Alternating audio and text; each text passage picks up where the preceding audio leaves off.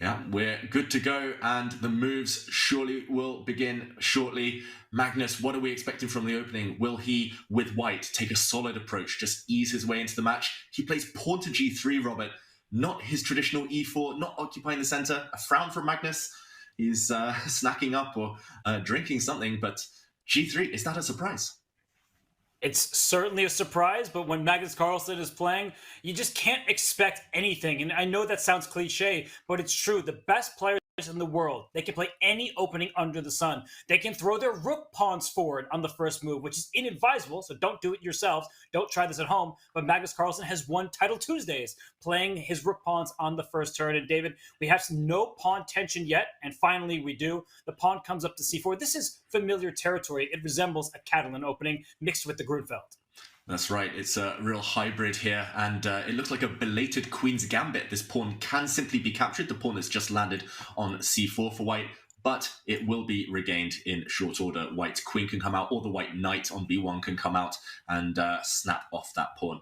So firouzja here deciding to go for the solid path. The solid option just sets up a kind of pawn center there with black. Now it's a mix, kind of a mishmash, Robert, between the Grunfeld and the Slav defense. And finally, a pawn sacrifice from Magnus. He doesn't care. He doesn't even try to regain the pawn, just occupies the center instead. He has used this in the past with success. What do you make of this? I thought he would ease his way in, but he's already kind of going for a really controversial idea here with white. Controversial is a good way of putting it. I think that firouzja should be happy because he didn't actually have to bring the fight to Magnus. Magnus allowed this position to be reached. And what we have to note is that white is a pawn down. Black has successfully defended the extra pawn, the Queen's Gambit pawn, so to speak. And white is occupying the center. Look at this latest move, d5. This rook on d1 is behind a pawn. Now it's been captured. David, I love positions like this. And Alireza, if he's not careful, he could be in trouble, but he's ignoring and sacrificing his knight. What a position we have. What a position, and it is a familiar position. I do believe Magnus has employed this before in the Champions Chess Tour, actually, or at least a very similar idea. He's a piece to the good, but 3 pawns for black. It's a matter of timing. If black can motor those pawns forward, the E, D, C pawns, if they start running, then they will simply steamroller the white position. But for now, a piece is a piece. White has an extra bishop, so who will be able to utilize their strengths here. For white, the ace up his sleeve is the bishop, potentially the bishop on g2. For black, it is that mass of pawns, that horde of pawns. And Robert, this is guaranteed to be a fight. Both players clearly well prepared by the kind of speed with which they've been playing. Thank you for connecting for there. I love that. I love that pawn chain for black. This one, wow, we couldn't have hoped for a more exciting beginning to this game. No, it's a clear imbalance. The extra bishop for white on g2, those 4 pawns that we just highlighted for black. And so let's try to talk about the outline of this position. That white is up a bishop, a long-range piece. That sounds really good, but black has this fort of pawns. That bishop's not gaining any active space. So what white needs to do for the pieces, there is direct access to a square like c6, maybe this a5 pawn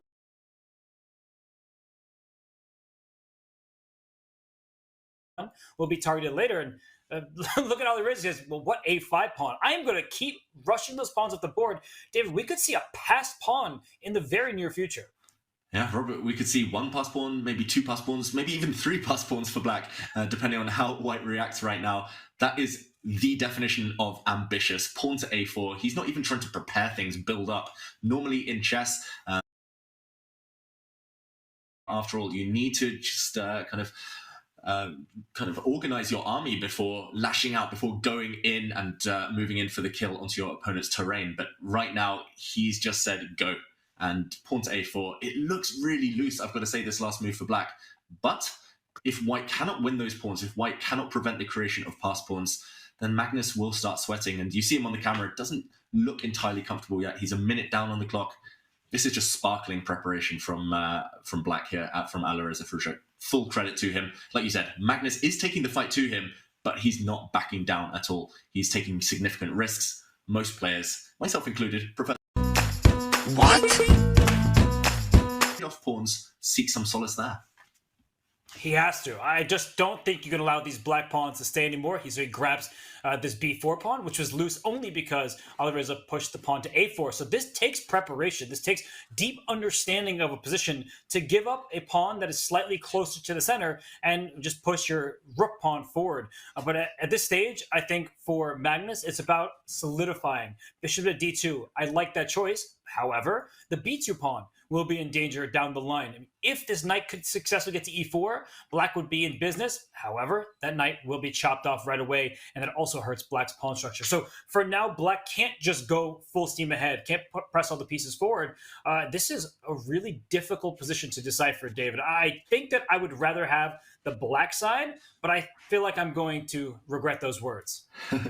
You're right, Robert. It is one of those positions. I think we'll be changing our assessment, our evaluation move by move, because it is wild. The game has been super high quality up to this point, really high accuracy, because it's mainly been preparation. But as the featured chat says there, the pawns are coming, the mistakes will likely come later down the line, because it is a bit irrational, this position.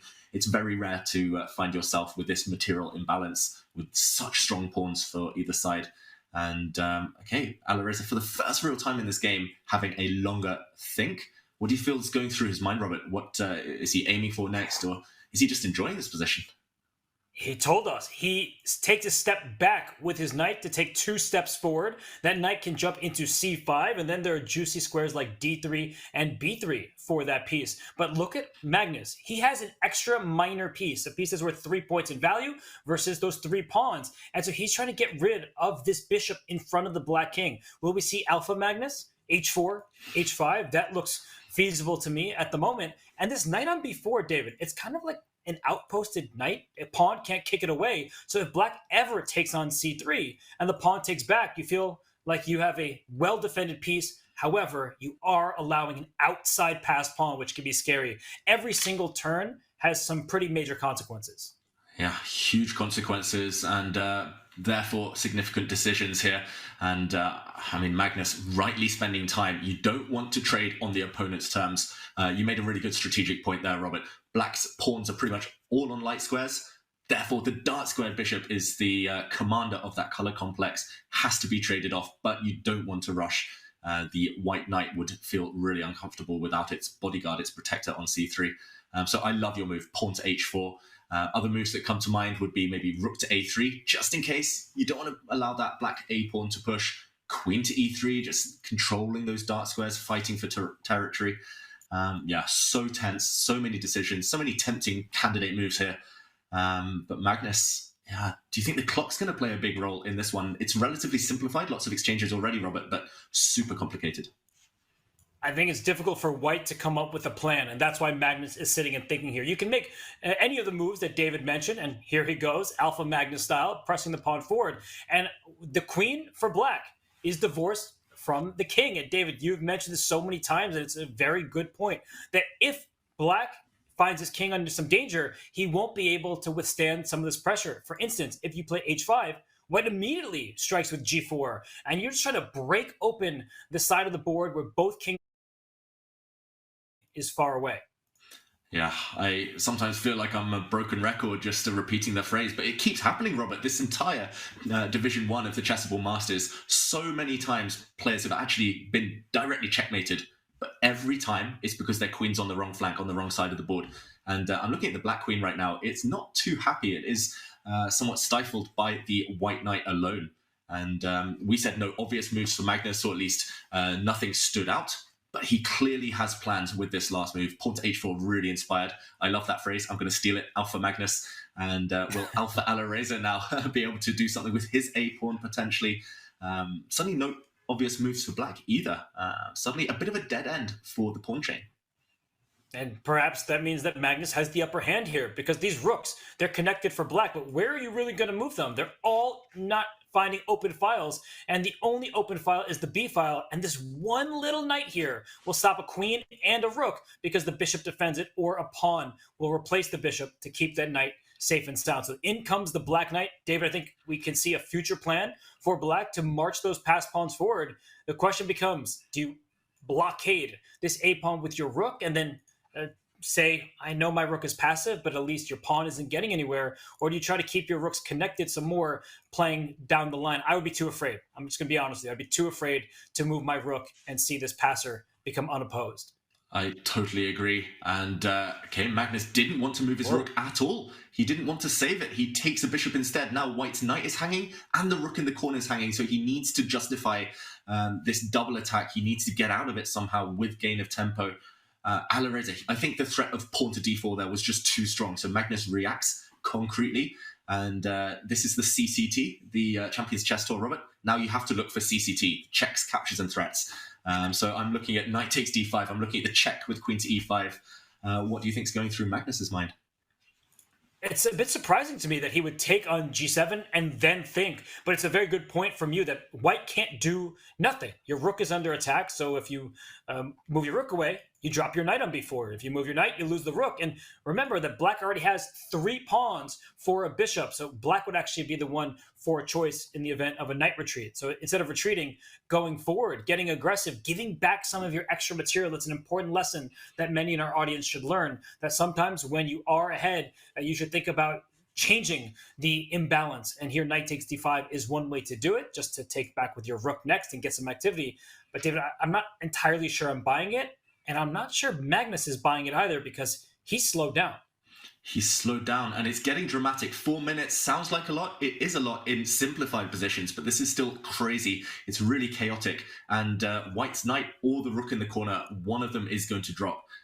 That's why I was suggesting knight takes d5, Robert. I just felt like the knight is going to fall. You might as well sell it for the highest price. But you're right. I mean, Black is going to be a pawn up in those ensuing positions. Black has this wall of pawns still. He delivers a check first, Magnus. And now the question is, okay, I was going to ask the question. The blue arrow, the all-seeing oracle, suggests pawn to f6, breaking the pawn chain, breaking that beautiful light squared structure of pawns, giving up e6, but gaining time in the process. How easy do you feel this is, Robert? Apparently the best move, but Black could also be justified pushing his king back to safety.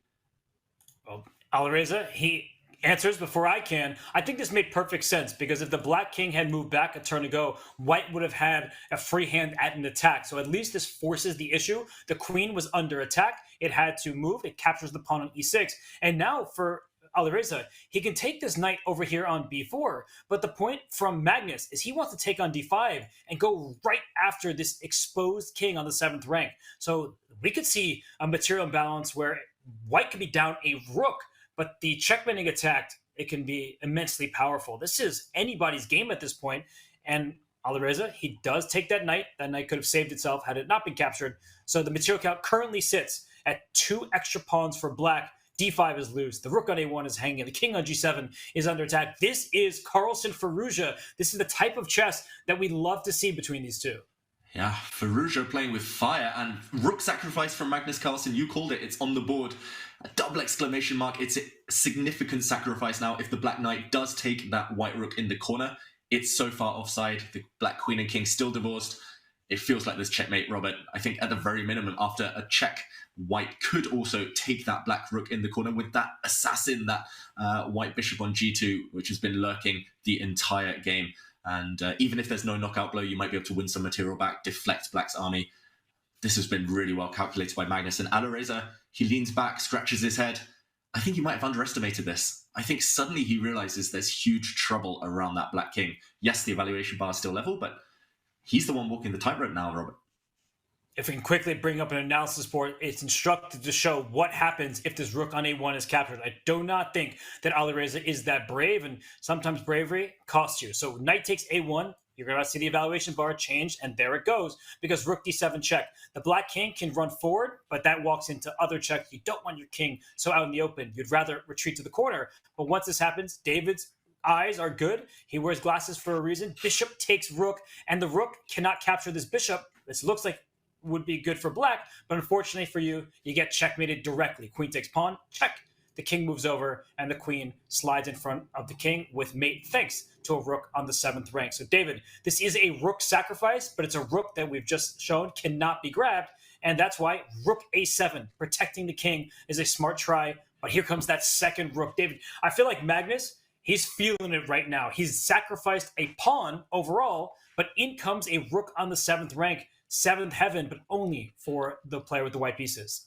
Yeah, and you have to be so careful here, firouzja. We see another blue arrow pop up. So rook to f7, the only saving move here for black, the only way to keep the game going.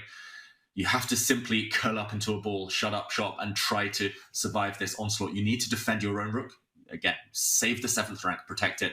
And I think you need to guard the f6 pawn simultaneously, Robert. Of course, he finds the best move, the only defense, and he forces a trade of rooks. That will come with a sigh of relief. Huge move there found by firouzja. He's defending well, and he's a pawn up still. So if he survives this onslaught, it's not going to be easy. Then he can look to the future with confidence. I was going to say which way to recapture. He takes back with a rook.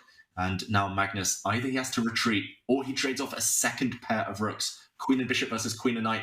Often favour the queen and knight when they combine, but they're still on the wrong flank, on the wrong side of the board. Who do you feel is playing for a win, Robert? Well, look at that exclamation point for king out into the open, king h6. The black king would have been all alone in the corner, and this move, bishop d5, would have actually been more harmful had the king been back on h8. So who do I favor here? I favor having a safe king. The white king is not in danger, but perhaps black can bring this queen down, follow it up with a knight to d2, and then maybe the white king isn't so safe after all because it needs to stay attached to this pawn, this lonely little pawn on f2. So I believe that knight d2 should be played here, and in fact, only move for Alireza. And David, before we continue to go to X's and O's, can we just shout out the players for their 99+% accuracy in a position that has been this sharp the whole way through? Wow, we talked about who would start faster, who would bring their A game. They both have in this final. Early days, and your move on the board. Black is threatening some nasty checks, nasty mating ideas. Queen to f1 check, winning the f2 pawn. White doesn't have time to go on a checkmating odyssey of his own. Bishop to g8 does not work. That's white's idea, but it's too slow. Black delivers mate in 2 with queen to f1 check and knight to f3. So queen a7 now, Magnus's only move. Both sides walking that tightrope. Queen a7 defends the f2 pawn. So I think process of elimination, Magnus has to find it. I was expecting him to react kind of more dramatically there on the camera, Robert, because I think he missed this idea for black. He's lucky that queen a7 clings on.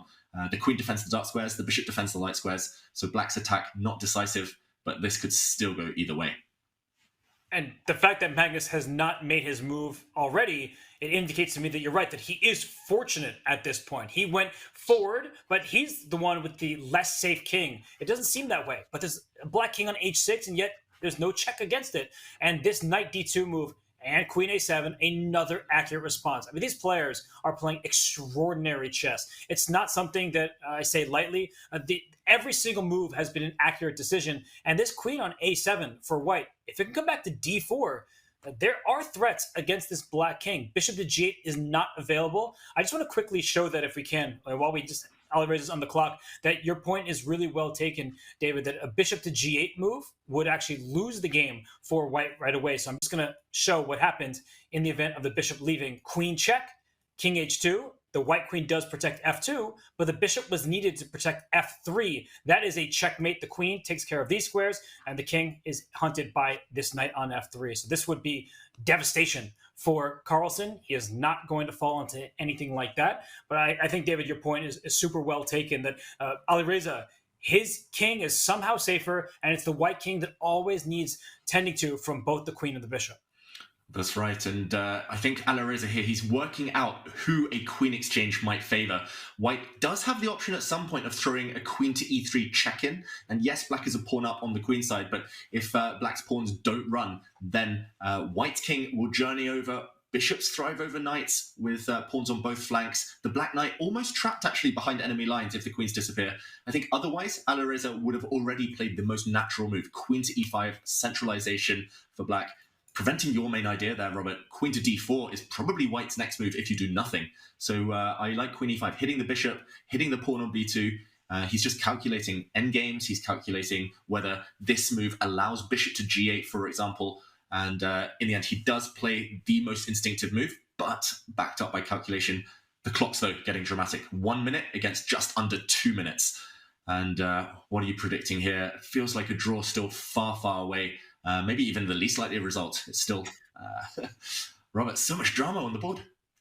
These positions always amuse me because the engine says, yeah, take your choice. 7 options, all of them are equal. And then you make a move like bishop g8 without the computer by your side, and queen e4 check, and it's the white king that gets in danger. So you look at Magnus, queen c5, the engine, it doesn't budge. The best move, king g7 back, not allowing the queen to deliver a check. So both sides continue to play perfect chess. But I will say that it does feel like black's position is better. You're up a pawn. Suddenly there are threats like a3 trying to take advantage of this one little pawn on b2. It is covering both of black's extra passers on this side. So one pawn takes care of 2 until I throw away a pawn just to spring free a passer. I think I would do it now, David. Yeah, I think that's a great call, Robert. Magnus does have this mechanism up his sleeve, though. I'm really surprised to see this last move, queen to a5. I thought this was the perfect moment to bail out, to escape with a draw. Queen to a7 check, forcing the black king back to h6, queen back to c5, threatening queen to f8, and we'll see a dance between the white queen and the black king, replying to the queen's threats. But Magnus, this last move indicates he's playing for more. But risk is involved if you play for a win in such a wild position, especially with kind of mutually vulnerable kings. And your move on the board, nice call, deflecting that b pawn. And no more b for bodyguard there. The black c pawn, therefore, will be allowed to run through. I think Magnus will be regretting this decision. The b pawn, once it takes on a3, what else simply? You can't take with the queen, you've got to protect your bishop. Then it's just a race, and black is clearly ahead in the pawn race.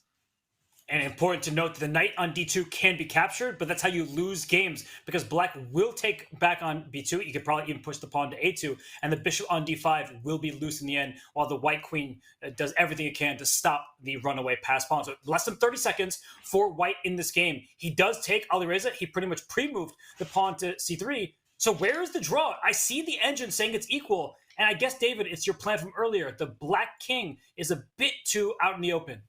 Yeah, with such a weak king, it's going to be hard to play for a win. Otherwise, firouzja could push his c-pawn, but it looks like that's playing with fire. It looks like you're really living life on the edge. I don't actually see the checkmate, I've got to admit, Robert, after pawn to c2, trying to deflect the white queen away from the defense of her bishop. But Alireza, under 20 seconds now, surely he cannot take that risk.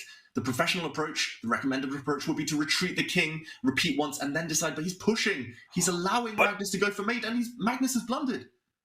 Oh, and Magnus missed this simple, quiet pawn move. The black king is safe. There's no bishop check because of the knight, and the bishop will be hanging if the queen tries to stop the c-pawn, but he can't even do that because the only square is covered by the black queen. Is completely winning for firouzja now. Wow, don't try this at home. The black king is literally living life on the edge, but Magnus can't checkmate it. He's not in time. There's nothing to do. Black makes a new queen. 2 queens are better than 1. This is going to be a win for Alireza. It was a perfect game until this one moment, and Magnus finally reacts, shakes his head. He knows this is gone. One mistake, and he resigned. Magnus didn't even want to play on. He did not want to see the second queen appear, and